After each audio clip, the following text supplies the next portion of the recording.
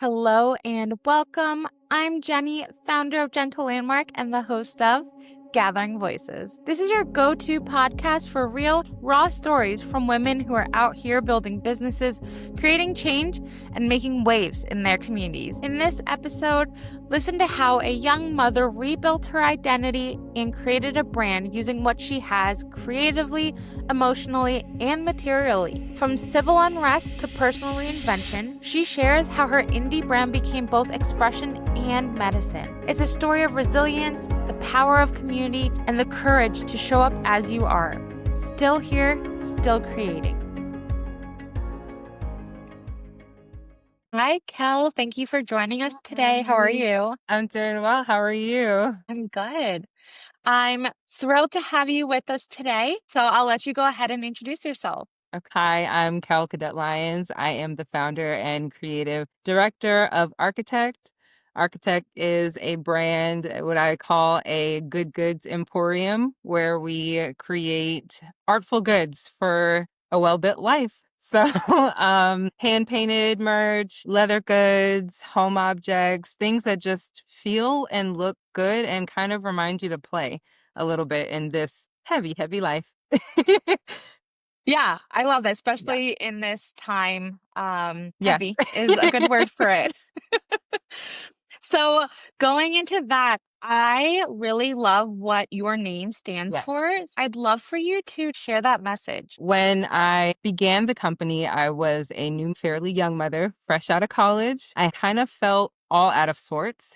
I felt like I was 7 different people in one body, and then I had to add a mother to that role, and I didn't really know what I was doing. So there Yeah. was a sense of having to posture myself as a mother and someone who not only had to raise a daughter, but also be someone who could raise a daughter. So, just you don't know what you're doing. There is no guidebook. I know that there's tons of books and a lot of recommendations nowadays, but I feel like back then and even now still, there's really no right way to do this thing. So as a young person who was just wanting to art and create and figure out what life was, this was a new introduction to self. And I wanted to somehow merge all these new identities plus the ones that I wasn't ready to let go of into a upwardly mobile form into a Yeah. new building. And so while I was a shop girl at a boutique here in Atlanta, my manager was like, "You should just make things." And I was like, "No, why would I do that when I went to college for making things?" I was very much so rejecting the idea of putting myself out there. And she was like, "I think it'll help you if you just make things that feel like you now, and it'll sort itself out."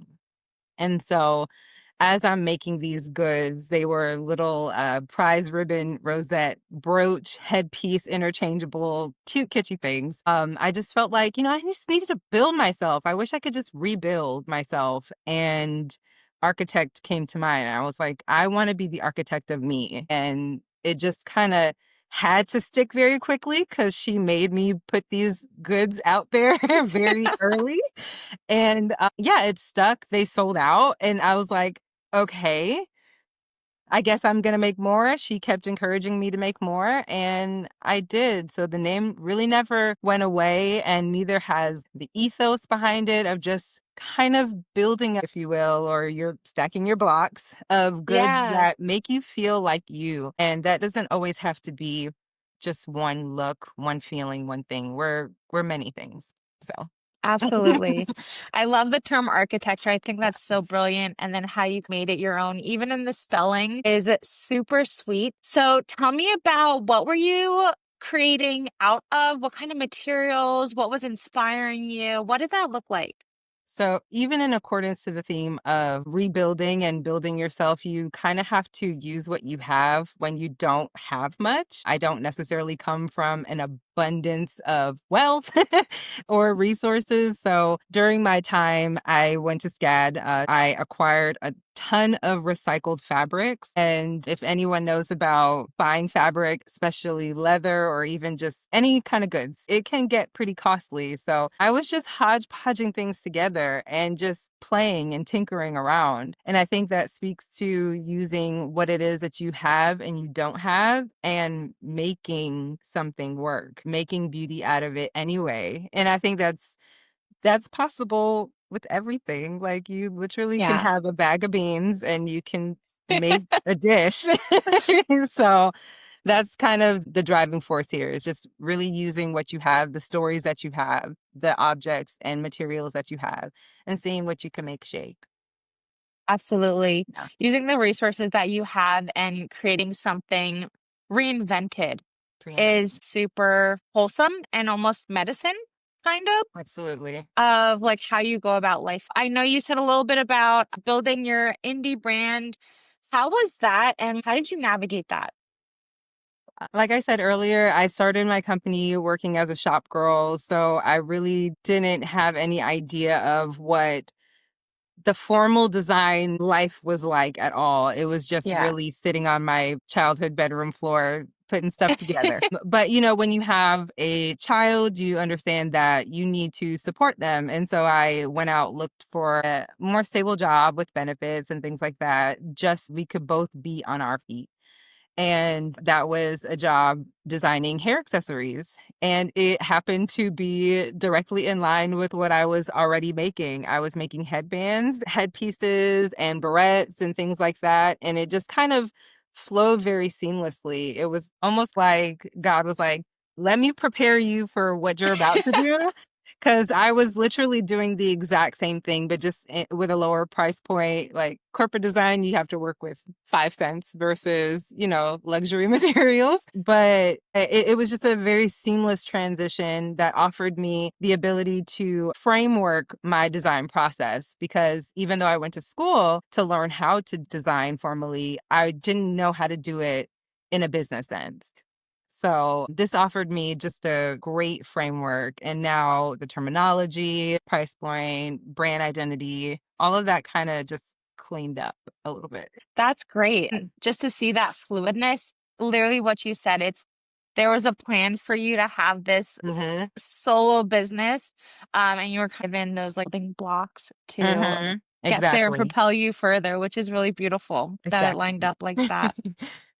So adding a child into that, um, how was motherhood and how that transpired into your brand and finding that joy?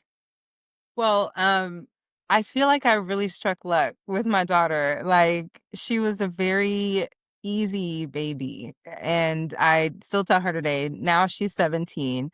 And I tell her all the time, I was like, you were such an easy baby to have. Like if anyone needed to be introduced to motherhood with a baby, it would have like she was definitely a token child to do that. And she just offered me a little bit of emotional limberness to figure it out. I think just my identity as myself being very playful, very colorful, very whimsical, it offered me a little bit of room to just bring her along. We don't have to know everything. Yeah. And I still don't know everything. I'm going I through feel like you a always learn as you go. yeah, I'm going through a whole relearning process now. And, you know, she and my son are right here with me and we're just figuring it out. And I'm just trying to make it as colorful and fun as I can. Still. Yeah. So, using your brand almost like a medicine through all of it. We talked about a lot of positives and such. I'd love to know, did you have any struggles while being a young mother and then Mhm. also trying to have your own business as well as working? I'm sure there's Yes. some downfalls into that. Absolutely. You know, when you are not prepared for a child, you are not prepared for a child, especially when you are young and unemployed. So I definitely had to tap into government resources for food, for just my overall health care, for her health care. And Yeah. it's not something that I'm ashamed of or anything. I'm absolutely grateful that we had the ability to tap into Those resources are there for a reason. they are, and I think that, a lot of stigma comes with having to use them, and a lot of shame comes from it, but I am grateful to this day that they were there for me and her, especially as someone who was not necessarily looking forward to getting a job and being serious, quote unquote. 21-year-olds, we don't know what we're doing. We just want to play. We just want to frolic. SCAD was really, Yes. a really rigorous program. So I was here to just kind of float in the wind. And then I had to ground very fast. So it was a means of tapping into not only those government resources, but my family. Like everyone was all hands on deck and helping me watch her, helping me just shift my mindset about how to introduce this new role as mothering Kelly. Which, Yeah. to me, it was like, what? Like, I don't know, but it happens and it worked and I'm grateful for it. I think it really girded me for the what's to come in life, still girding me for the what's to come and the hard seasons that I'm approaching. We take our bricks and we stack them. That's just what we Yes. do. We're architects. We are. I gotta make it shake. So we talked about how your brand really helped you find joy. Can you Yeah. go further into that and what it really did for you?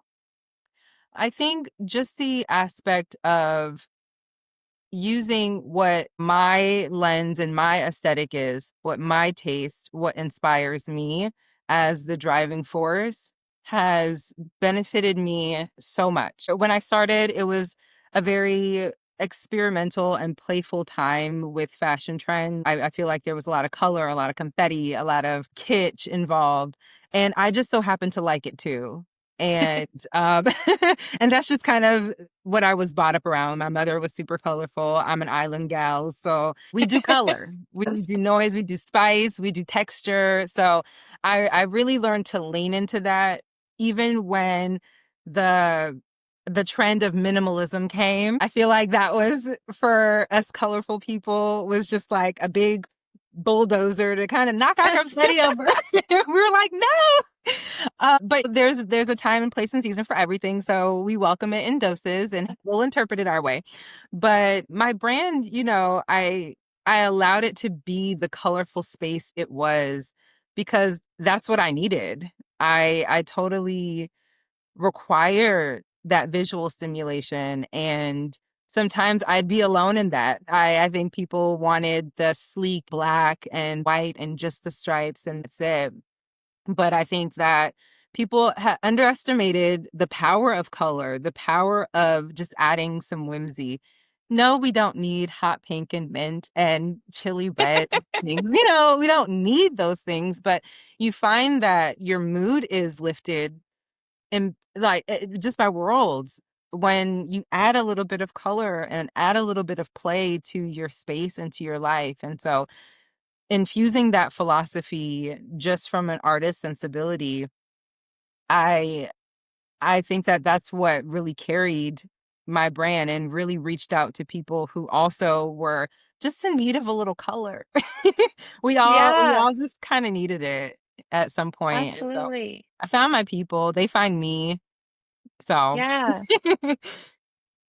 Yeah, so let's talk about your growth and when you started your business, where it's at right now, what that has looked like.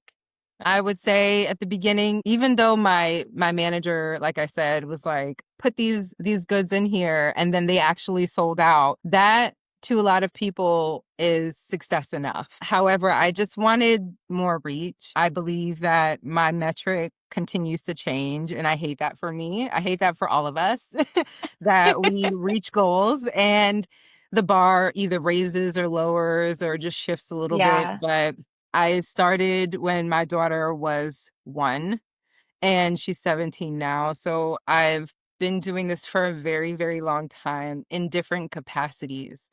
And both from my childhood bedroom floor, tinkering around, to here at my current house, fulfilling a Macy's order. And so the scale is just so vast and I'm grateful yeah, for those two places and the in between. And all of them have taught me such lessons about business operation and honing in on artistic vision that I don't think that I could have gone any other way other than I consider the hard way. It's just being thrown in. And Yeah. where I am now is kind of at a leveled field where I am able to have this perspective and kind of sit back, even though I should be leaning forward more. I should definitely be on my feet more, but life is lifing right now. So I'm definitely taking time to just get my bearings, overlook some things, the actual journey, what worked and what didn't, what I can take with me and what I maybe need to leave behind. Yeah. And for the next phase of what architect will be. So, Yeah. yeah. I know your business started during pandemic, kind of Yes. some civil unrest and such. How did that impact your business being a Black woman-owned business? Yes. So I would say the the big chunk of the last 5 years was due to what I call the June bloom, which was um just it started as wanting to contribute to George Floyd's family and all of the all of the charitable organizations that kind of stemmed from that from a civil perspective. I just Yeah. wanted to see what I could donate, and it I didn't really have much. I was working retail at the time, and I didn't necessarily have a goal. I just was like, maybe I can just donate an extra $20. And it just Yeah. did not stop at $20. It went far beyond what I even like to talk about because it was just so extreme. But out of that came a support system that I didn't know was available, amplification that I was not expecting. And it required me to look at myself and look at how I value this artistic business landscape, my own personal care, a lot sooner than I thought I had to. Uh, I was just really making things when I got home from work after a shift, and those things all of a sudden, like, they became visible. And I was surprised, but also not surprised because this is what I was working for. I was working for Yeah. visibility. I was working for support, but it was also such a bittersweet moment because of the time that it happened. It was a very mourningful time, a very angering time. And as a Black woman business owner who operates in the space of play during a very serious time, I took it on as a responsibility to offer people the visual respite that we probably needed because we were really being inundated with a lot of violence, a lot of Yeah. turmoil, a lot of grief. It was so sad during that time. And here in Atlanta, my family and I, we went to the protests. It was just very, very heavy energy here. And so I saw that as an opportunity to just play anyway. And I would just keep telling myself, just play anyway. Just add the color anyway. Just do the patterns anyway. I know it's just a wallet, but at least when you reach in your bag, you'll have that bit of happy. And so while I was making these goods, and I eventually employed 2 or 3 people to help me fulfill orders. I didn't know how to be a boss.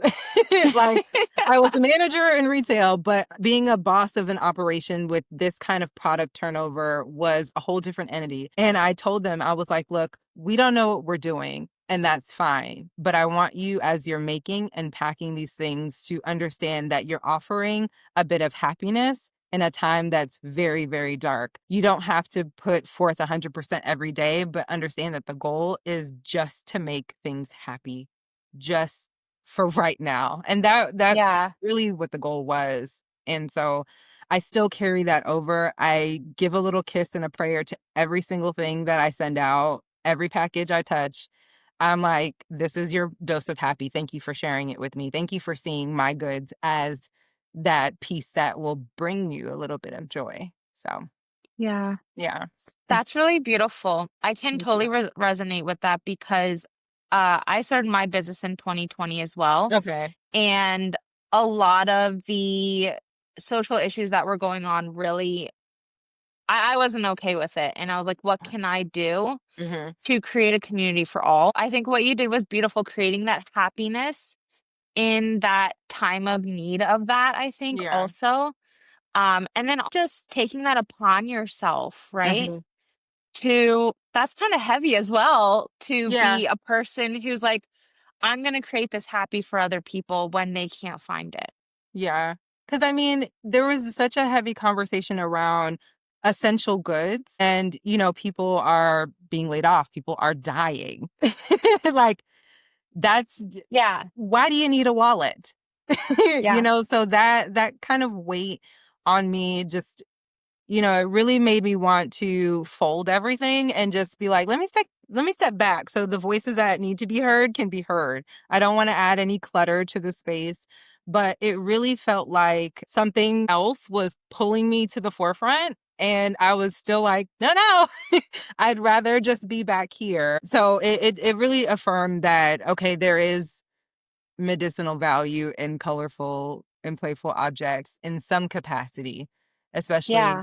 in this time, for sure. Yeah. With hitting such a high during that time, then did you continue to see that volume or did it decline at all? Absolutely not.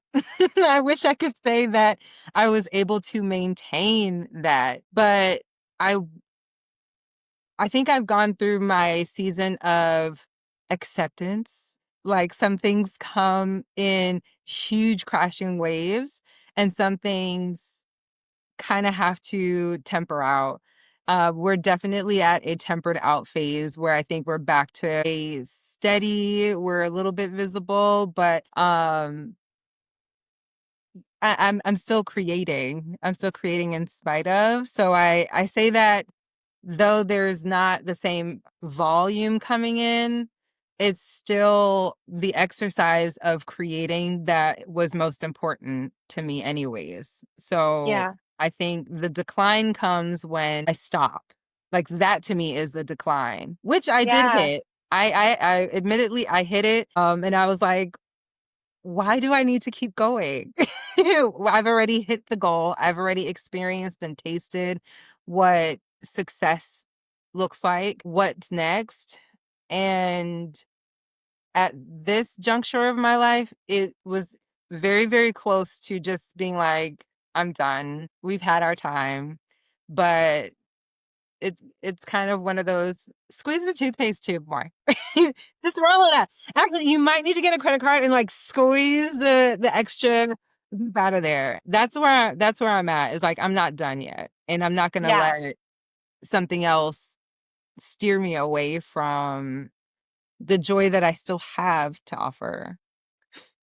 So, in these kind of unstable times, where do you find your joy? Before it was raising a family, it was social impact. Where do you find that now? Okay, we won't cry. I'm sorry. It's okay. My joy now comes from the understanding of what community actually is. And we saw it the pandemic, we saw it with civil unrest, we saw just the gathering of energy towards something on a very high level, very global level. But when you experience it very intimately, that is what joy is to me now, is understanding that there is this proverbial infinity loop of love and giving when you don't have anything to really offer. Just the other day, I posted, let me see where it is. I posted this record, and it's a zoetrope of Charlie Brown.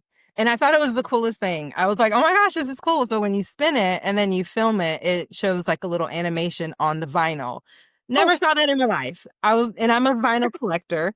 So I love all things physical media. But I posted the video just saying, oh my gosh, look how cool. And a friend calls me up and she's like, you have a delivery. And I'm like, I don't know what you mean. Like, she's like, go outside, you have a delivery. And she's in New York. Okay. And so she sent me this. It was sold out because I would have just bought it myself, but it was sold out. And she gifted that to me without anything. And the idea of people showing up in the crevices and the folds of your life when you really feel like you have nothing or your life is changing. Um, that's joy. It's Yeah. just joy. So, Yeah. and my products are very colorful. They're very joy filled, but seeing joy in action, seeing love in action, like that is what makes me feel, oh my God, I'm alive today. Like, it's not really the things around. It's just the evidence of other people's love, other people's joy that really has cemented what this whole thing is about to me, for sure. I pray a lot. I do yoga. I sit outside in the grass. On my personal IG, I'm always in the grass. And people are like, does she do anything? Yes, I do. But being in the grass It's called and grounding. it's called grounding, everybody. We need to try it. We need to do more. I even take my kids outside. I'm like, it's outside feet in the grass time. You've been inside too long. Like, go soak up the sun. We'll go play out in the water and we'll have little foot races and just be. But it's very, very simple things that really fuel me these days. It's not loud. The quantity is not in abundance. It's like little things. Yeah. Mhm. That's really beautiful. And I think that's really needed right now. Like, speaking of civil unrest then and where we're at right now, Yeah. it's extremely overwhelming to a whole nother level. Um, and those little things and going back to nature and who Mhm. we are as humans and the feeling is what is going to continue to push us forward. Absolutely. My daughter's probably gonna be annoyed because I talk about it so much, but I relate everything to gardening. I don't have a garden myself. I have plants, but the idea of planting the seed, allowing it to be in its space, and then the art of tending to it, very specifically to what that breed of plant is, whether it be a Yeah, tomato plant, whether it be hydrangeas, whatever it is. Just the idea of tending, just tend to your garden and how that can supply you with the love, the freedom, the abundance, the joy, the peace that you're actually desiring. I unfortunately can't depend too much on the outside to supply that. So it's really shifting your lens to your garden. And I told her she's gonna be annoyed when she sees this because I talk about it so much. But yeah, it's true. It's true. Tend to yours. Tend to yours. and then you can tend to others. And then you can tend to others. Then it can feed others. My God. Yes, When you prune correctly, when you get your pests out of your own space, then it flourishes and you can share your harvest with other people. But absolutely. yeah, yeah. I think that is a beautiful ending to this conversation. And I just want to like let that live in the mindset as we end this. Do you have Thank you. any further insight, comments, or things coming up that you want to share? I will say that the growth that you're looking for is within the community and ecosystems around you. The people who are right next to you during your hardest and darkest times are your pit crew. Allow them to reassemble you with no shame. Um, and then the play will come after that. That's just my lesson of the past 2 years is like, just allow people to have their hand on you and it's okay. Trust them. What do I have coming up next? I have a collaboration with my best friend. She has an organization called Black Women in Visual Arts. And it's where you amplify Black women in visual art. And I am one. So we collaborated on a tote bag and a wallet, and they're up for sale right now. We'll see what fall Yes, is. it's a new season. Yeah, it's a new Tend to that season. Still, garden. still, still playing. Still playing. Yes. Yeah. Well, thank you so much. I personally feel like this conversation has been so beautiful, and I hope that you enjoyed it as well. So thank you. I did. Thank you so much, and for offering space with your community too. I really appreciate it. Absolutely. All right. Well, we'll continue to talk. Have a good one, okay? Bye. Thanks for joining us on this episode of Gathering Voices. Don't forget, we release a new episode every month filled with more inspiring stories and heartfelt conversations. Stay connected, stay inspired, and let's continue to celebrate the voices that shape our world. Until next time, take care and share your story.